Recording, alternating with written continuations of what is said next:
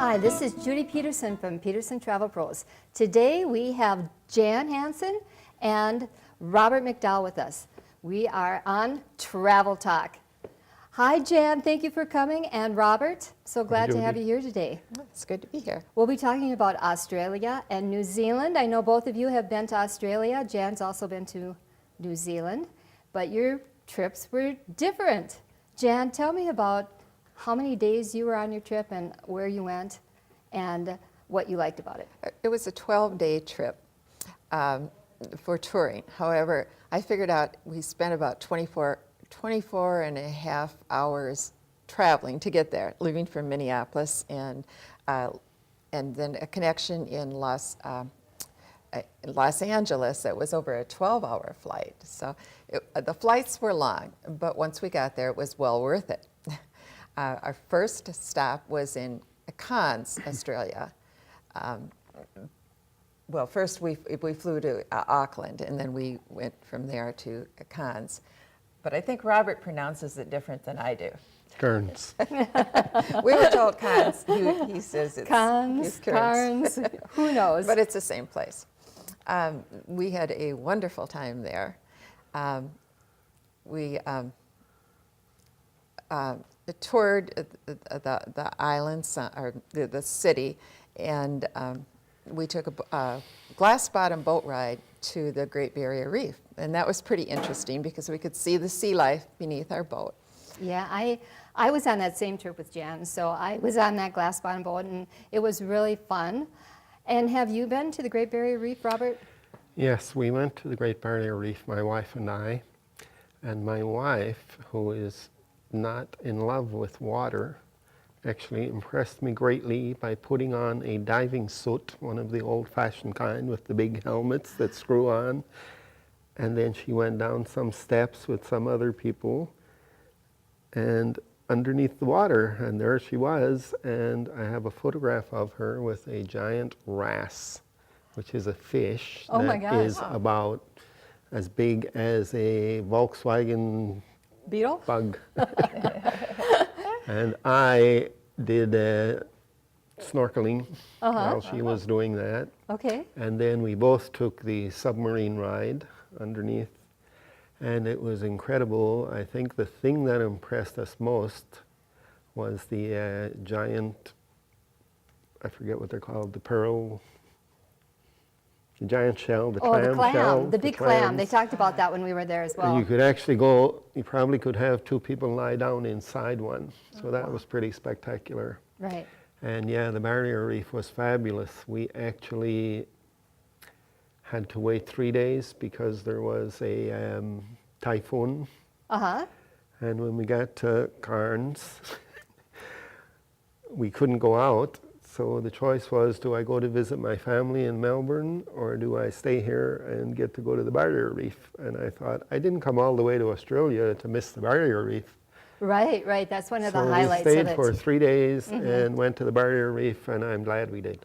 Yeah.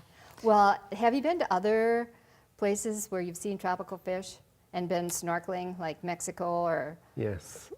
Grand Cayman? I've snorkeled in the Isla de Mujeres in Cancun, Right. where the fish eat out of your hand. Uh-huh. The same thing is true in Australia. Uh-huh. You can do that, and you Right. have much bigger fish and a Sure. bigger variety of Right. fish. And yeah, it was really spectacular. So much better than Isla Mujeres, I'm hearing you say. I would say so, yes. Okay. Well, great. But a longer distance. Right. And Jen, I know one of the other things that you did was hot air ballooning. Tell me about that. Oh, that was fantastic. It was the first time I'd ever been in a hot air balloon. And the balloons were much larger than any balloon rides I've seen around here. I know, well, one of the things that I thought about when they said, oh, you have the option of going on a hot air balloon, I thought of Toto and Dorothy and the Wizard of Oz and the little basket she was in, but I know it was much different than that. So tell us a little bit more about it. There were 20 people in the basket. It was divided up into 4 sections, so there were 5 in each section. We took off in the balloon, flying over some countryside, and the best part of it was towards the end of our flight. I looked down, and there was a kangaroo hopping into some woods, and that did it for me. And then when we landed, as we were coming down, I could smell just a powerful aroma, and I thought, what is this smell? And then I thought, this is mint. We landed in a mint field. And what a way to land. That was a fun experience. Wonderful. Yeah. The other thing is that we got there before the sun rose, and we were the first ones in the hot air balloons, so they were filling them up, and that was kind of a fun thing. Yes, it was fun to watch well. them being filled up. Right. What are some of the other things you did, Robert, when you were in Australia? Well, speaking of kangaroos, we visited my family. My brother-in-law lives there, and I have nephews and nieces. And my wife wanted to see wild kangaroos. So one evening he took us in the car at dusk, and we drove out to a golf course. And we got to the 9th hole, and we couldn't see anything. And he said, just wait a few minutes. And after a while, we saw one kangaroo came and looked at us and looked over his shoulder, and another one came and looked at us. And this went on, and it was like a gang of kangaroos were saying, hey, it looks like these people want to fight or make trouble or something. And we stood confronting them, and they stood confronting us, and finally we gave up, and my wife thought that was one of the highlights of the trip. Okay, so this was in the middle of a golf course? Yes. And what time of the day was it? It was at dusk. At dusk. So nobody was playing golf. So you didn't have to worry about getting hit by any golf Probably balls. 7 o'clock at night. So how many of them finally came out? About a dozen, About and they a all dozen? lined up in a row, Oh like my an gosh. army. They were putting on a show for you. Wow. Well, we had something similar like that. Tell us about the wallabies we saw. We went to a place called Hartley's Croc Wildlife Center, and we saw a lot of wildlife there.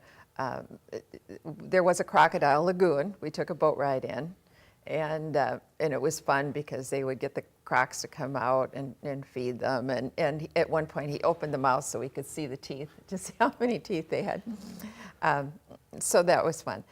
Then we walked around, and they had wildlife areas that looked like the natural habitat for the animals.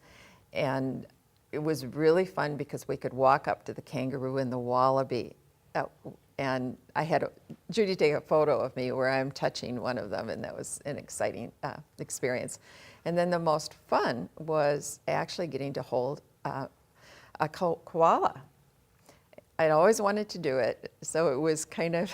Yeah, I want to hear more about that because I wasn't there when you were doing it. So what did it feel like when you're holding it? I mean, did you feel like, oh, I just want to hug it and kiss it? I did. I just wanted to hug it. I wanted to take it home, but it's illegal to own a koala. So, of course, I couldn't. So I came home and I read a little bit more about koalas, and they're pretty fascinating.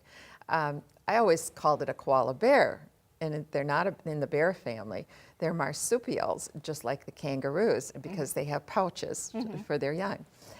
I found out that when a baby koala is born, they're about the size of a jelly bean. They're really tiny, and they can't hear or see, so they stay in their mother's pouch for about 6 months before they go out. Right. And then we saw the koalas in eucalyptus trees. They like to sleep in eucalyptus trees, and we found out they like to sleep 14 to 18 hours a day. So most of their day is sleeping. Right. They also told us they could be a little stubborn. Yeah. One of the other things that happened is on the way back, we went past a field that had about 100 wallabies in it and 2 horses, and they were just grazing. right. And the bus driver knew about this spot, so he stopped, and we could get out of the bus and just look at this scene because it was amazing. If you thought having 7 or 8 or 12 kangaroos in a row was fabulous, you should have seen these wallabies. Amazing. Robert, did you see any other animals in the wild? Not in the wild other than the fish that I mentioned, but we did go to a zoo that had a lot of native creatures there. Sure. How about fishing? Did you do any fishing? I did do fishing. I went on a harbor tour and we fished from the boat, and several of us caught some fish. And the captain of the boat cooked them for us, and we got to taste the fish. Yeah. Was it good? It was really good, yeah. All right. Well, I know Jan and I went to several different restaurants and had fish. Do you want to tell us about Nick's restaurant that we went in Sydney? Oh, Nick's in Sydney is like a world-class restaurant. We stayed at a hotel that was by Darling Harbor. And so we walked Darling Harbor, and there are world-class restaurants there, fun shops to go through. But one evening, we decided to ask another couple to go with us. I believe they were celebrating their like 56th or 57th wedding anniversary. So we asked them to go with us, and we went to a seafood restaurant called Nick's. The seafood was fantastic. We had we ordered a platter so that we could sample many different kinds, and it was very, very good. Well, one of the things that just made my mouth water was they brought out these huge platters, and everybody was ordering them, and they would have lobster on them. And the lobsters weren't like this size. They were like this size. They were gigantic, and prawns and shrimp. It was amazing. I know that we had one meal, and it was kangaroo and alligator and fish.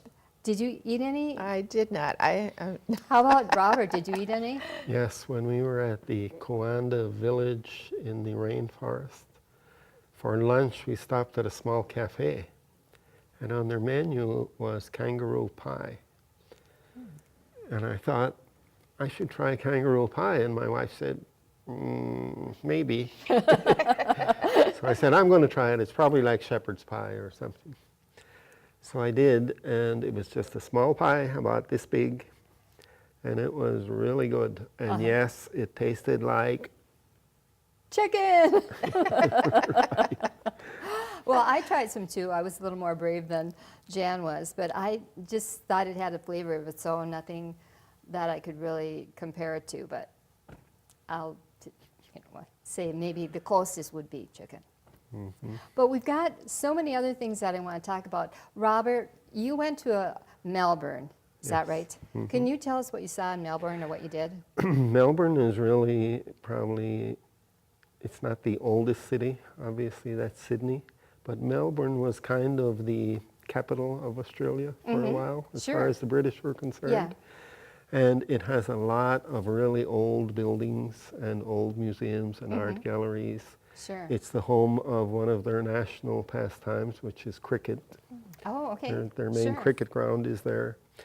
And one strange thing about Melbourne, they call it Melbourne, is that they have trams still running in the streets on tracks. And because of that, at a lot of intersections, if you want to turn left, you have to turn right. Oh, wow. I was going to To ask you about avoid the driving. interfering the trams. My brother-in-law, I asked him, what the heck are you doing? And he couldn't explain why, but this was how it had to be done. You had to go right and then come back around some way. Sure. We thought that was very strange, but Melbourne was a great city, really very cultural and nice.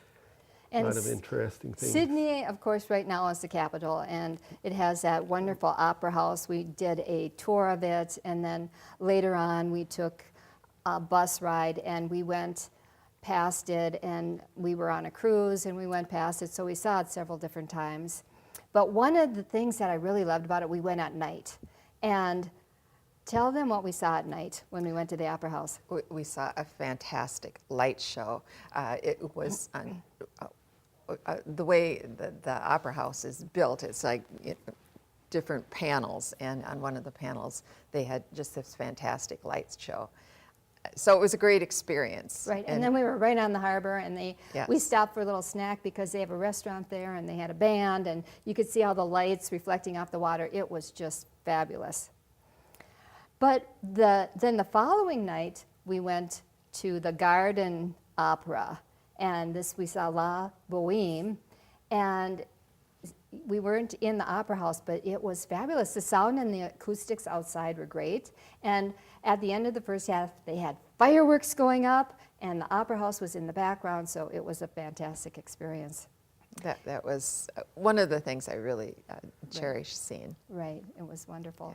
Yeah. And we went on a walking tour, so we saw a lot of things on the walking tour. And one of the things that we didn't mention yet is the Aboriginal Cultural Center. Can you tell us a little bit about that?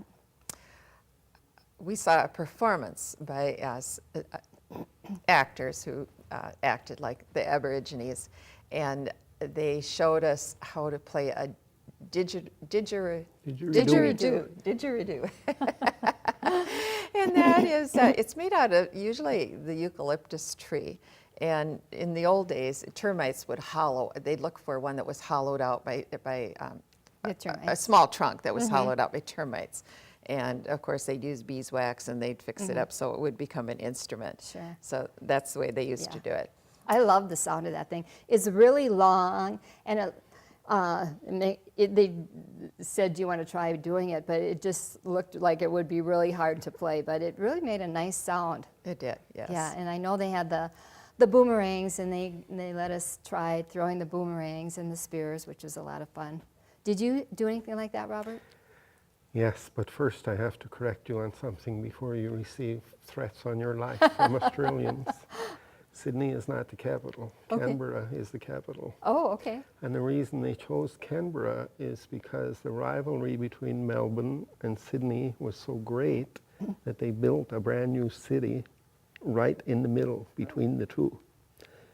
So I just don't want you to upset a lot of Australians. Well, thank you for that information. Yeah, we actually did attend a performance in the Opera House, and we obviously couldn't get to choose what performance because we were in Sydney for just less than a week. Sure.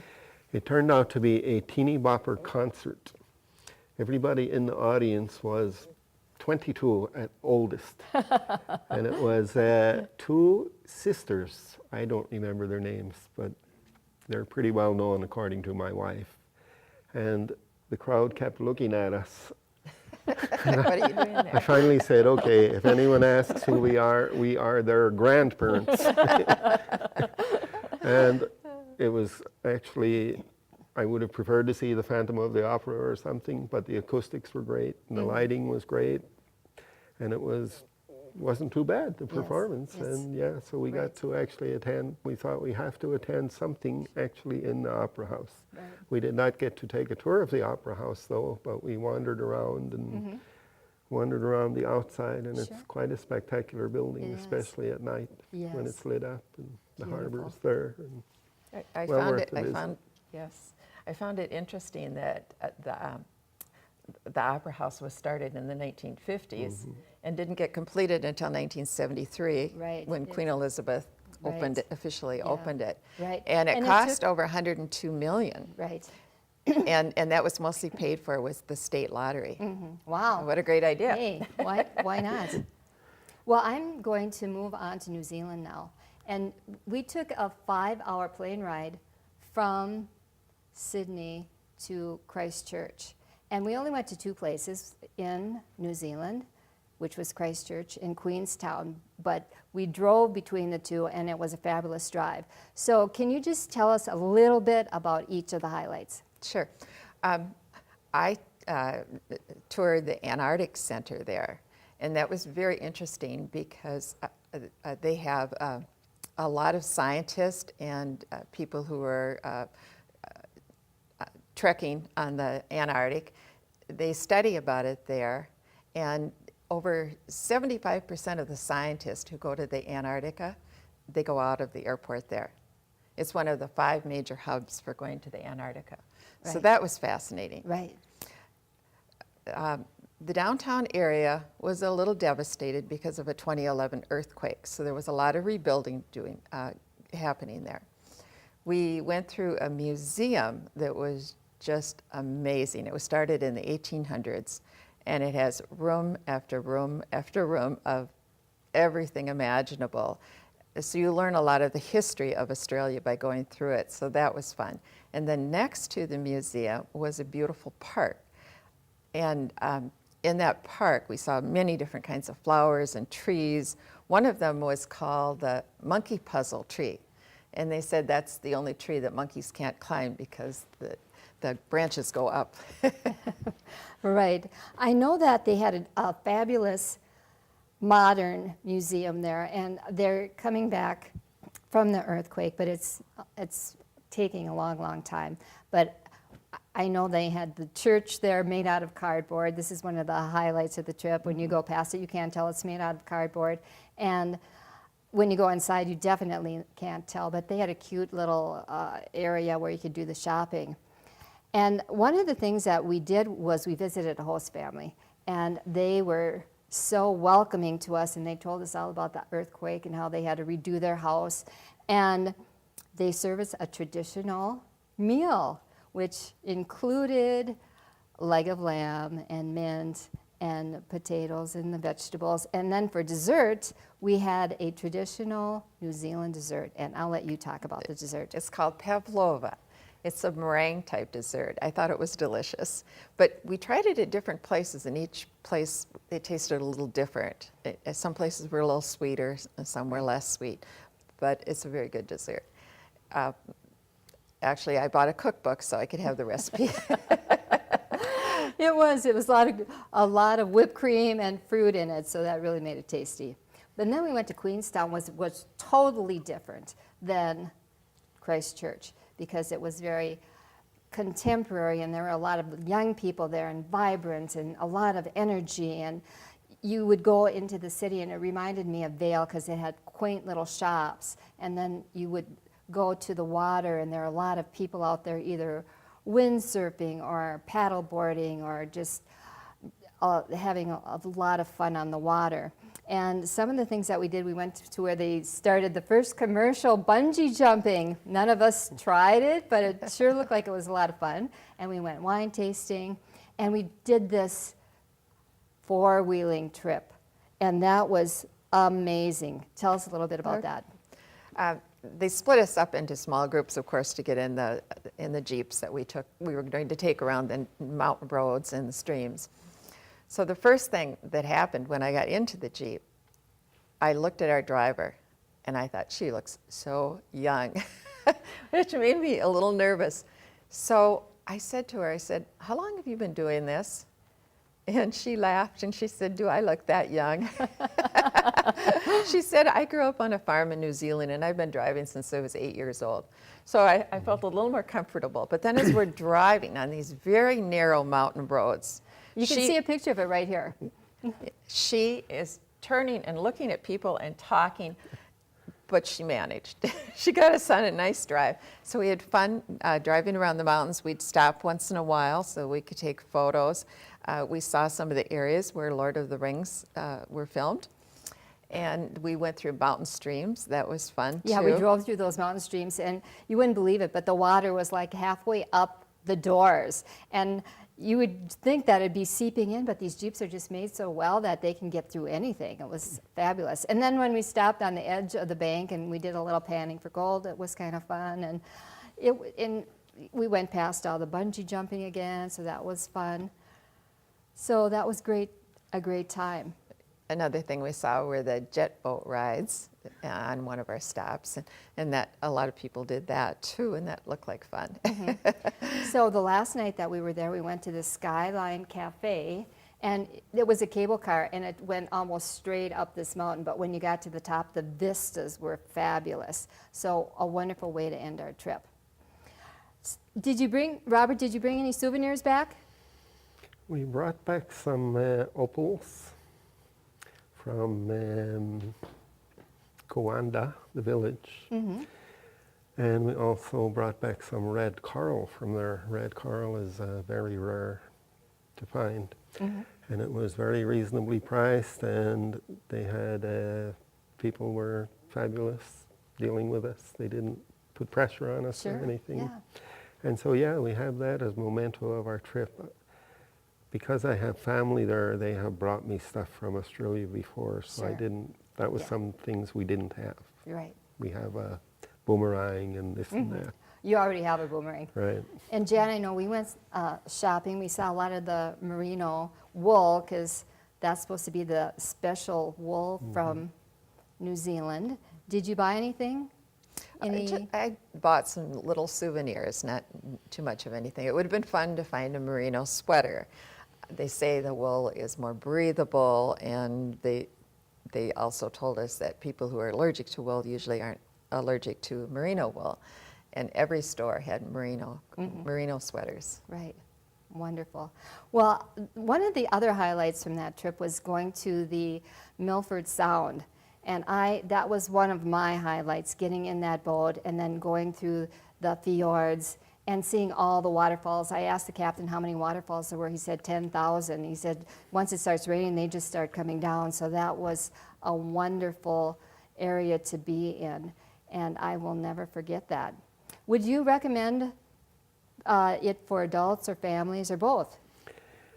Definitely, but I would have some caveats. They have some strange laws in Australia, particularly if you're thinking about driving. They drive on the left-hand side of the road. The roads are great, but people speed a lot. One of the strange laws they have is do not leave your windows open a crack. And the reason is because if someone steals your car, it's your fault if you left the windows open a little bit. Okay, interesting. Yeah, for families it would be fantastic. Getting to the barrier reef, for example, was really easy. They're really big boats. They're steady on the water. Even though when we went, Asians, I think, are particularly susceptible to being seasick. And probably 80% of the Asians on board were seasick, but we weren't. We thought it was quite a smooth ride. And there's so much to see in the way of animals, different animals that are found only in Australia. And yeah, it's great. And the village that we went to, Coanda, in the rainforest, we went up in a cable car for thousands of feet, like a ski lift. And then when we left, we came down on the longest train ride down a mountain. So it was a really narrow gauge track, and it hugged the edge of the mountain, and I think it went for about 3 miles at a really slow speed. And you could see where early miners had been mining and abandoned the mines, and it was really interesting to go through the rainforest in a train. Yeah. Without being in the middle of the forest, being on the edge of the mountain. So yeah, I think there's so much to do there. And the strange thing about it is most of the country, of course, no one goes to because it's desert in the middle of the country. Yes. So everything is around the coast, but there's a lot to do around the coasts. Well, as you can see, we have two people that went on 2 different trips. Jan went on a group tour, and it was a 2-week tour, and Robert went on an independent trip for 3 weeks. But if you're going to go over there, it's an approximately 20-hour trip, so you want to spend some time. And no matter where you go, you're going to have a great time. Thank you, Jan and Robert. For more information, check out www.petersontravelpros.com. This is Judy Peterson. We are live with Travel Talk.